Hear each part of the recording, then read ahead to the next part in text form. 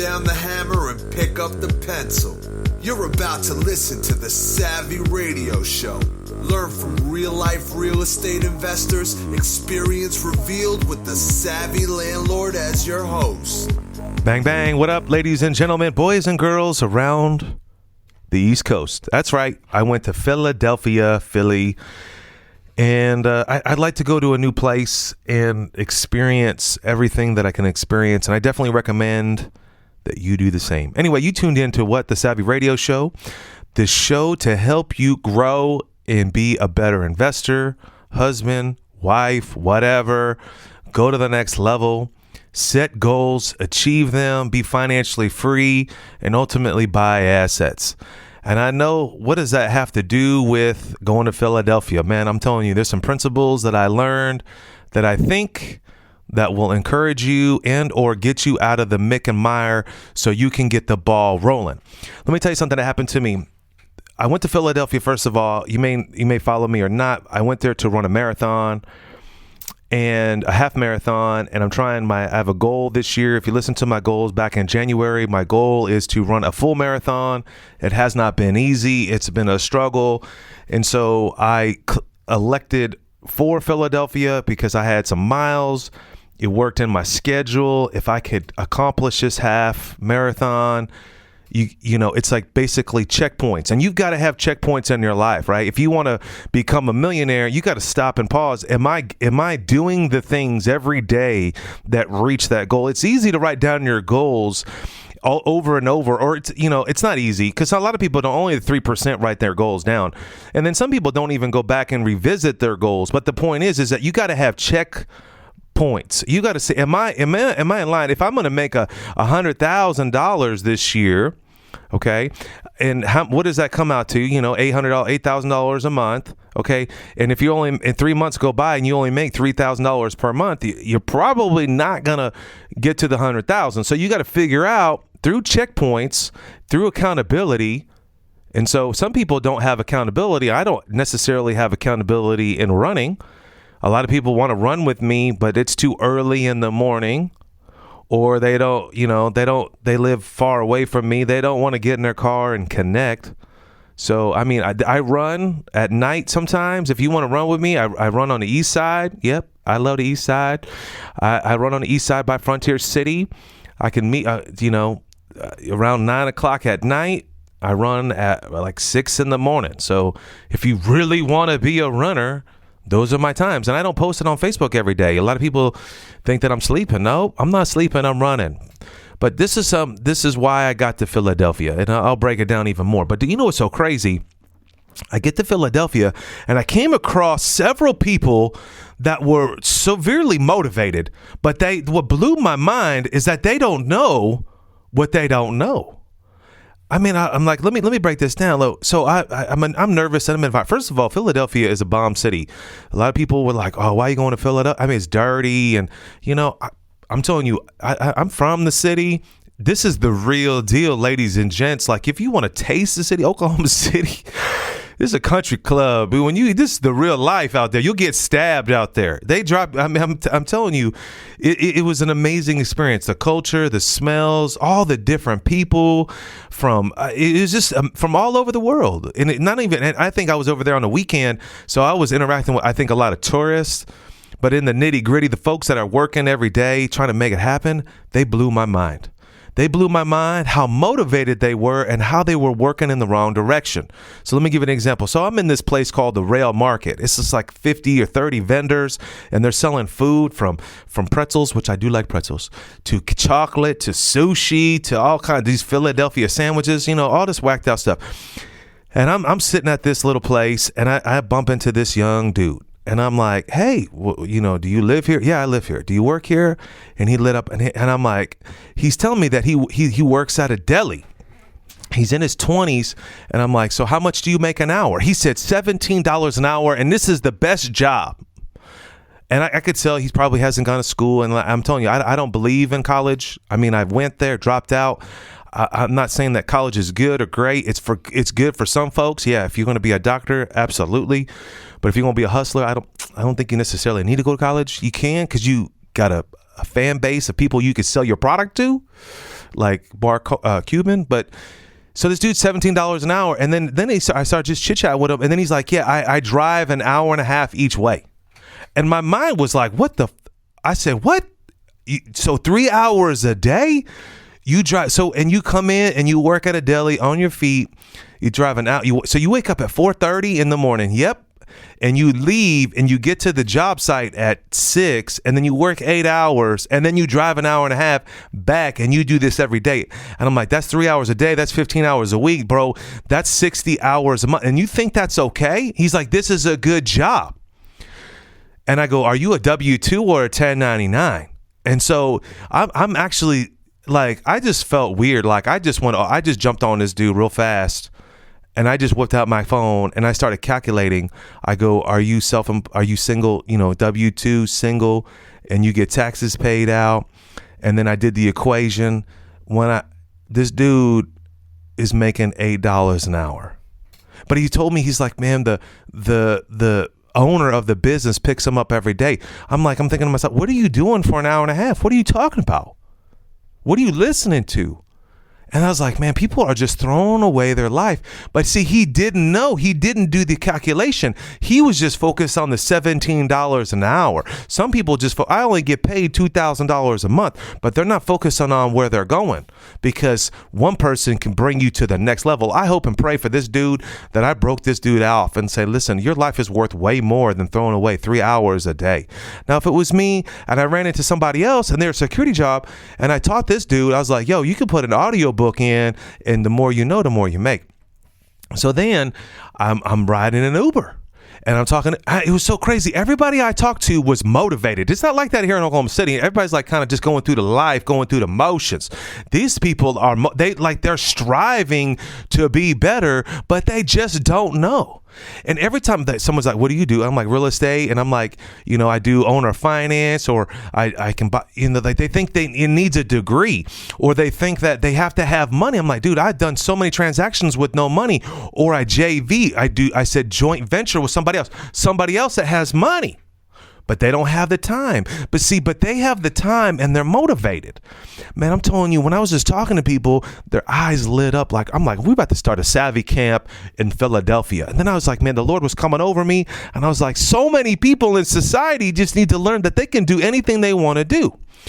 So then I'm like, okay, I'm in this city for a little while. I'm like, man, I gotta do a tour, like a guided tour. And then I see this double-decker bus, and I do this double-decker bus. And so I'm walking on the street, I see this little cat hanging out, and I walk up to him. I'm like, how much does this cost? He's like, $30. And he's like, tell me all this stuff. And so I just struck up a conversation with this dude. And I'm like, so how old are you? He's like, I'm 22. And I go, how much do you make an hour? He's like, $10 an hour. And so let me get this straight, homie. You on the street corner peddling some tourism stuff. And I was like, why don't you do your own tourism company? Do you see any rickshaws around here?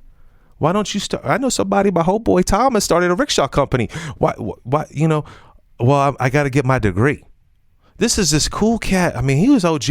I mean, he was smooth, and I just enjoy it. He was young. He was motivated. Again, another person that I met that just can't put the two together. See, it's just, what are you doing with your time? And how is it yielding? You've got to stop and check the checkpoint. I remember, man, when I was 27 years old, I was like, where is this going? People were like, oh, you were on tour, POD. I'm like, I knew I was making some cheddar, but I knew I couldn't build any relationships. I knew I couldn't be married being on the road. I'm like, what's my checkpoint? Where is this going?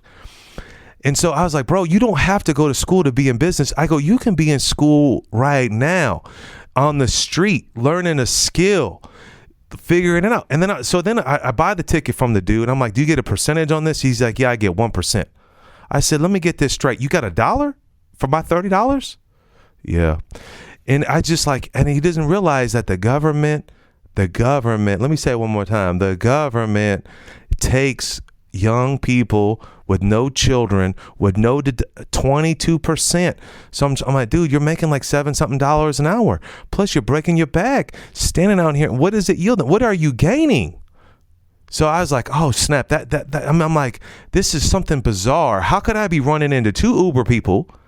Then I run into this deli dude, and they're all different colors and graces and culture and size. Then it gets even more epic. Then I hear somebody, water for $1. And this dude, I'm like, I roll up to this dude. He's an older man, looks like a homeless cat. Like, you look at this dude, he's missing teeth. He's got one tooth hanging out, snaggle. And I'm like, dude, I walk up to him. I'm like, how much is $1 for the water? And I'm like, bro, I love your hustle. Now, what does this mean? You got a dude that could be on the sidelines with a sign, help me. But then he's out there yelling, and he's not being abrasive. Like, I bought 2 bottles of water from the dude. So I was like, I felt like the Lord was like, I need to encourage this dude. I said, man, I love your hustle. And so I'm like, this is crazy. And this dude is right next to the street vendor making $10 an hour because it's easy. But it's not easy selling water on the side. It's not going to be easy working for the savvy. It's just not going to be easy. It's just a startup company. There's not a lot of money. Every dollar, every minute counts. And what are you doing with that dollar in that minute? So here's something even crazy. So I go through this tour bus, and I jump on this bus for an hour, and I jump off this bus, and I'm like, man, I need to go I'm hungry. I got to run this marathon tomorrow. So I pop into CVS. I'm like looking for something to eat. I need some carbs. So I get some chips, and I get in line, and guess who's in the line at the CVS? Snaggletooth is at the line. And I'm like, standing in front of me with 3 cases of water. And I'm like, this is how you do it. So the Holy Spirit comes over me. I don't know about you, but there's a lot of times when you don't do stuff, when you know you should be doing stuff, meaning like you should be buying somebody's lunch, or when you see a single mom struggle in the line and you need to buy her groceries, but you don't because you have so much pride. And, I'm in a culture, I'm in a place. And so I was like, let me buy your water for you. And see, the fact is, I bought this dude's water, and it wasn't to make myself feel good, because I believe in his hustle. Because he could be like everybody else. Oh, I don't know. But he's out there dying. And so I bought this dude's 3 cases of water. But the cool thing, this cat behind the counter, it changed his life. The cashier, this young, he's got to be in his 20s, and he was like, wow. And this wasn't about some ministry. This wasn't about some, it was because I believe in his hustle, because he was wearing a hustle. The interesting thing is that out of that act of kindness, what did it cost me? 3 cases of water, $3 a piece cost me. I don't even remember. I just filled it out, and it wasn't for me. So I go outside, and the guys out there got a whole cooler full of ice out there trying to survive. Are you just doing the minimum, or can you help somebody else? There's somebody else in your life that you need to be buying a case of water for, and it's only $3. See, the homeless dude, he could have been like, oh, that's just what rich people do. They just know. See, I didn't panhandle this dude. I didn't like feel sorry for him. I only encouraged him, and it only cost me about what? But the interesting thing, I could see inside the store that young dude, that I impressed his life forever. That even no matter where you are, nobody knows how much money I have. Nobody knows where I came from, and nobody knows why. That you need to help other people to live their dream. This dude could be lazy. He could be angry. He could be racist. He could be upset that he has to sell water on the side of the road. Sometimes you got to do things that you don't want to do that are so painful. And many times I'll be in the line at Walmart, and I'm like, I know I need to bless this person, and I don't do it because of my pride.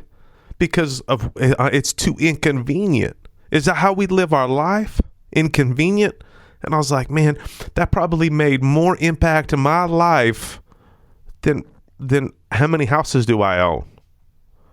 Right? What does it really matter? What are we here on this earth?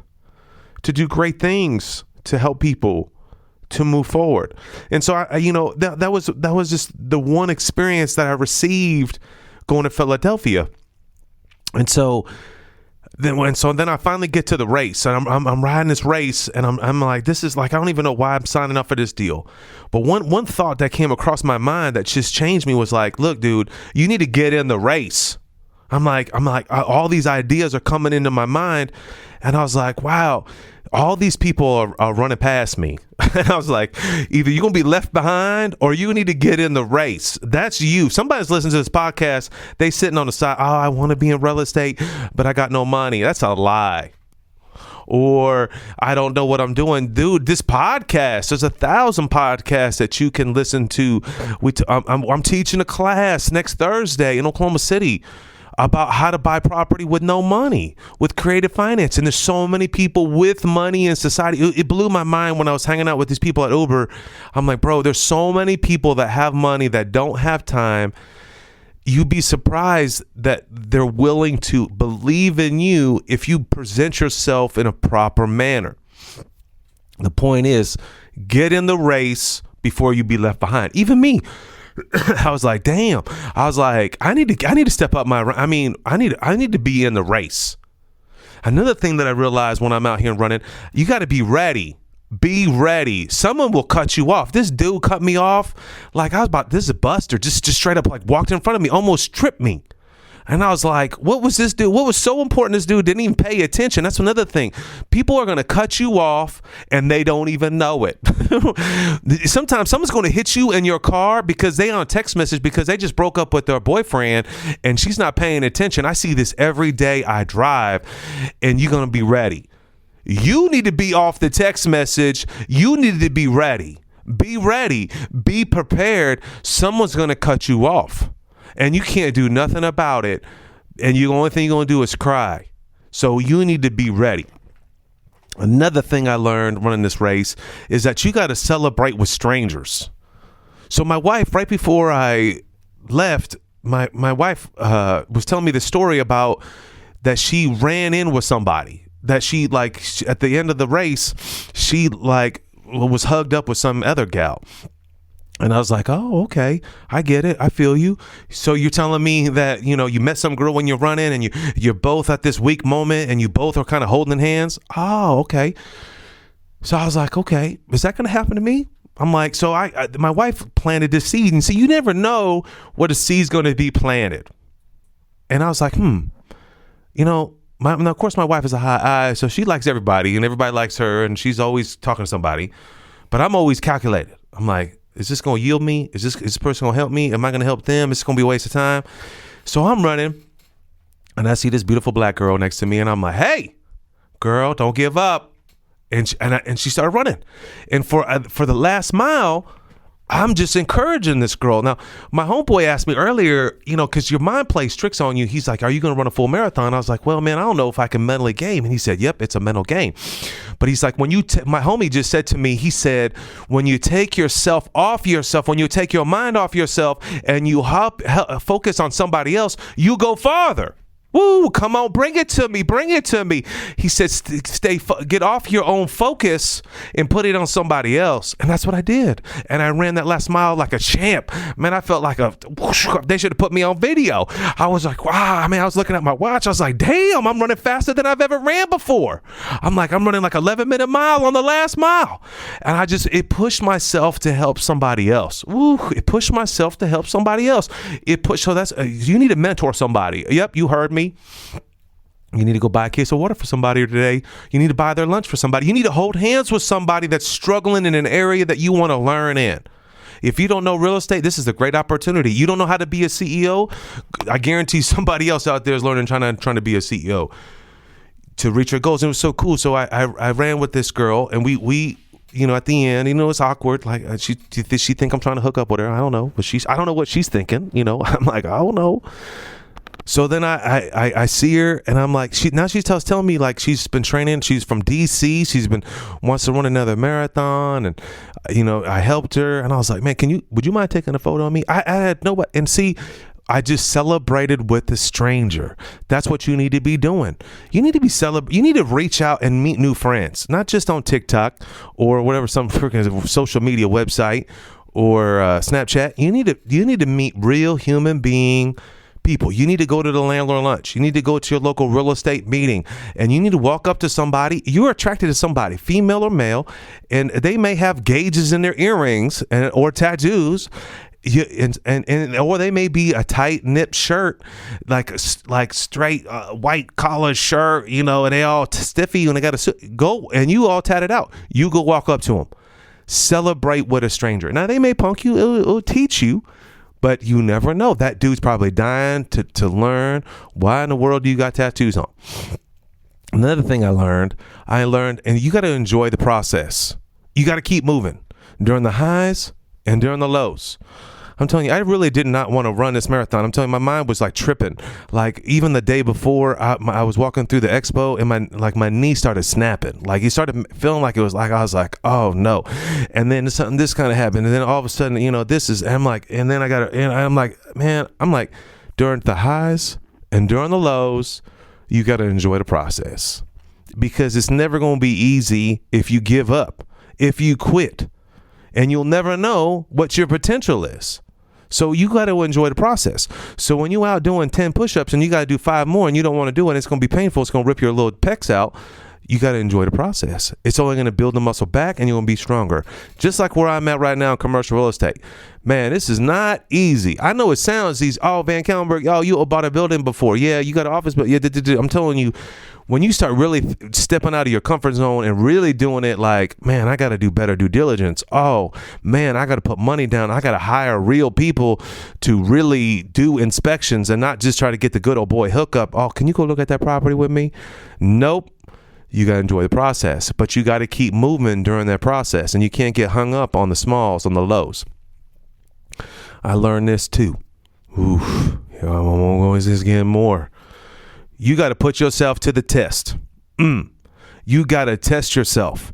You got to put yourself in an environment that you're going to grow, and you got to test yourself. See if you can run a marathon.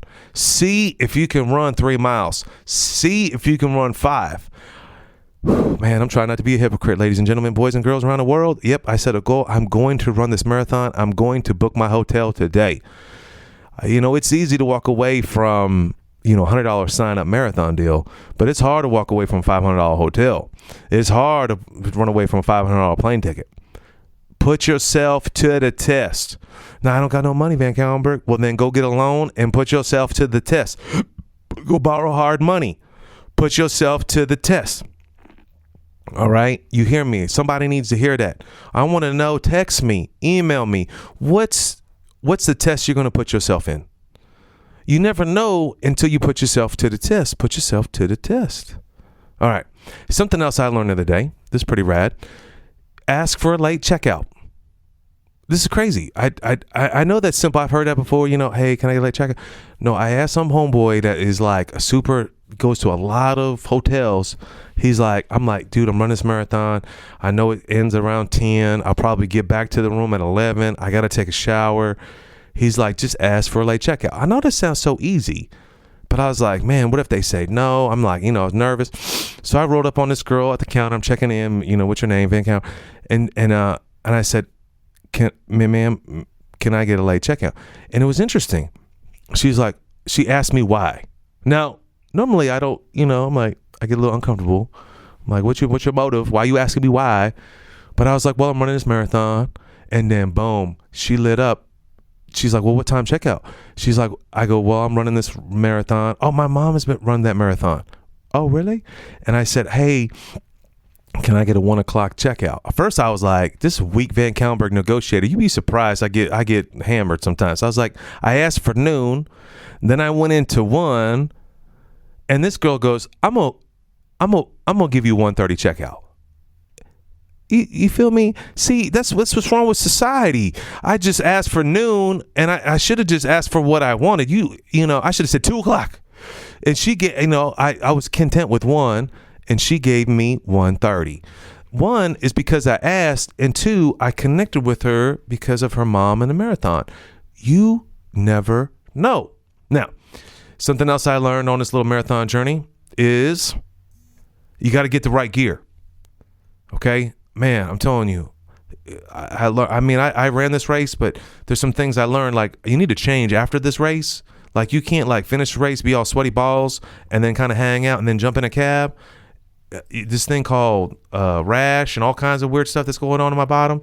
I'm telling you right now, I didn't realize. I thought I was cool. You know, I got these super cool little shorts on. Thought I knew what was up. Man, no. You got the, I was like, oh, I learned my lesson. You got to get the right gear. You got to get the right mentor. You got to get the right friend too. And you got to get the right friend to cheer you on.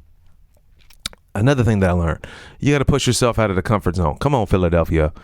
Man, I had to walk around, I had to push myself out of the comfort zone. My wife was like, you need to carb up. And I walked all the way to this Italian restaurant and I just didn't feel like a vibe. And I felt like I needed to go, I even read the menu and I walked all the 2 miles to this Italian restaurant. And I need to push myself out of the comfort zone. I didn't do it. I moved on to the next place and I pushed myself into more of a comfort zone.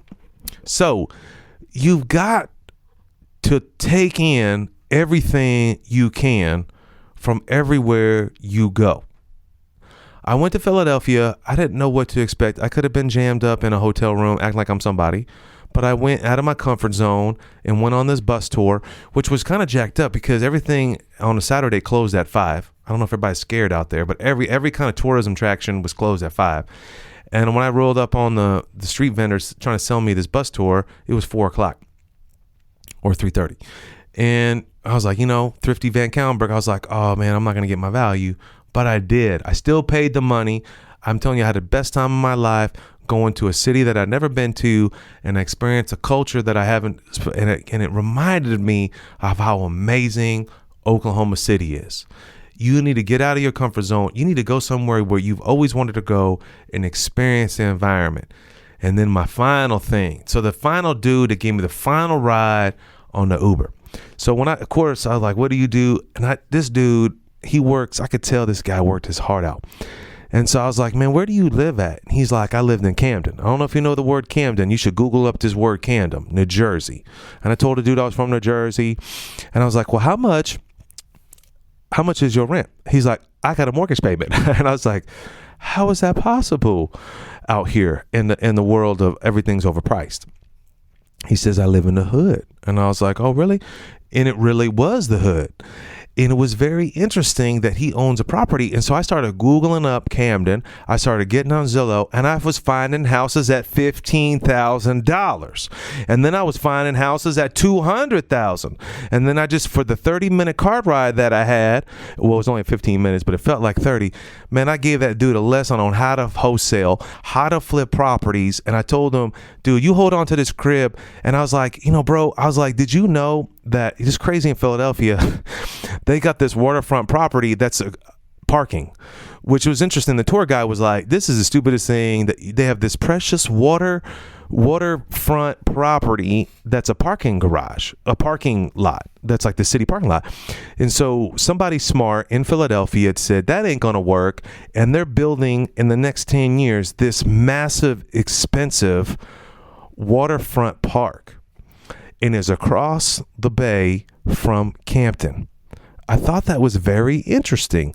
And I told homeboy, I said, did you know that they're going to build this waterfront massive park and they're going to convert this ghetto parking lot into like one of the toppest thing, and your property is across the bridge?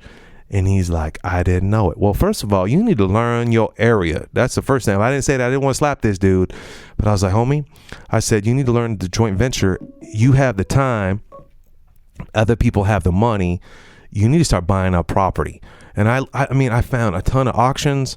This place, Camden, New Jersey, is probably hot hood. People probably get shot. My tour guy said, yeah, that is one of the roughest area. But homeboy lives there. He could deal with it. He said most of the drug people are the white folks coming from across the way. And it was just hysterical the way he explained it. But I'm telling you, this dude can buy a $15,000 property, rent it out for $650, and use no money. and his eyes lit up like he just found Jesus for the first time. I was like, I need to come to Philadelphia and just stand on the street corner. You got people preaching about Jesus on the street corner in all these cities around the world. What is that doing? Right? Do people get saved from that? I saw somebody out there like trying to pass out tracts. I was thinking, why aren't people out there teaching people how to be rich? This dude thinking he had a degree and he think that Uber was his life. That's the only way that he could make it. I'm like, dude, you can make it in Camden, New Jersey. If I can do it on the east side in Oklahoma City, people thought I was ludicrous. When I bought this building in 2011, I bought this property and there was transits and nobody wanted to be on the east side. Nobody wanted to be on Walnut and Lincoln, and every house was dilapidated. But this banker believed in me, just like I believe in you. He loaned me the money and I bought it. And now that property's worth I bought that property for $140,000. I put about $60,000 to $80,000 in it, and today it's worth over $800,000, 10 times. And I know that with my calculation, if I hold on to this property, because the properties in this neighborhood are trading at $145 a square foot. This is a 10,000 square foot property. I know, and they're going to finish. They're building out across the way. This property be worth $1.2 million. Now check this out, because I was willing to take a risk in an area that no one else is going to take a risk in. I'm telling you, I told this dude, hang on, buy up all you can in Camden, use other people's money, use creative financing. He's like, what's that?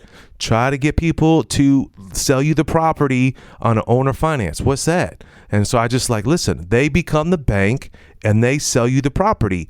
For example, they sell you that property for $150 for $15,000 or $20,000. You pay them $200 and you rent that mess out for $600. $100 goes to taxes, insurance. You pay the seller $200 a month, and you make $200 a month for the drama. And then you hold on for 10 years, make sure the paperwork's legit, and then you sell it like I did. You buy it for $140 or for $14,000, and you sell it for $140. Think about 1,000% return on your investment. Can you do it? I did it. I'm telling you, in Camden, New Jersey, I'm fixing to go do it. Anybody down in New Jersey, Camden, or Philadelphia, I'd love to fly there. My flight was great. I'll invest with you. If you got some cash and you want to just play around for 10 years, let's do it. You got $50,000? Let's put it to work. Call your boy. Check me out on Facebook or on SavvyPodcast.com. What is the Savvy Bootcamp? Are you struggling to get to the next level as a business owner, as an investor? Do you want to multiply your income? Sign up for the Savvy Bootcamp, a strategic and supercharged one-night and one-day event designed to shortcut your learning process and propel you forward. Just value, no upsells, and an intimate setting to build relationships with like-minded investors. We will be covering how personality profiling can make you a millionaire, outsourcing and the nitty-gritty of maximizing your property management, scaling your business through systems and automation, technology hacks you should be using every day, and how to raise private money. Go to www.savvybootcamp.com now to register or to find out more. Thanks for listening to the Savvy Radio Show.